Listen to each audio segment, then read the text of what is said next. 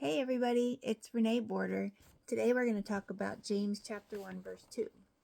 It says, "Count it all joy, my brothers, when you meet trials of various kinds." Now James doesn't waste any time hitting us with one of the most counterintuitive commands in the Bible. If we're being honest, joy is probably the last thing that comes to mind when life punches us in the gut. Our natural reaction is to lose our temper, curl up in a fetal position, blame God for all our problems, maybe even rant on social media. But yet James is marching in like a heavenly coach, and he says, "Hey team, suffering is here. Time to get excited." This is classic God logic, completely opposite of how we naturally think. While the world tells us to run from Cain, God encourages us to embrace the trial.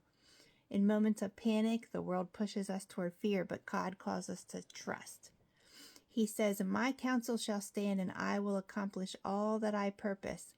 And when everything feels like it's breaking down, the world may leave us feeling helpless, God promises that all things work together for our good. So God's ways often challenge our instincts. They teach us a deeper peace and a greater purpose. He sees the end from the beginning and has already promised to turn it for your good. So while we see chaos, heartbreak, and struggle, he sees a setup for a testimony. The phrase "count it all joy" is an accounting term. It means to evaluate and make a deliberate choice. James isn't saying we should feel joy about suffering. He's saying we should choose joy because of what we know to be true about God's promises. Rick Renner says, "When trouble comes, you must make the decision to start walking in the overflow, supernatural joy, already in motion. That comes from boldly standing in agreement with what God has already said and done." Joy isn't denial. It's defiance against the enemy's schemes. He wants trials to break you. God wants them to build you. The enemy wants you weighed down. God wants you strengthened. The devil wants you to quit.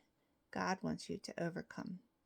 So the next time you feel life throws a curveball, take a deep breath and say, "All right, God, this is crazy, but I'm choosing joy because I know you've got this." So let's think about this.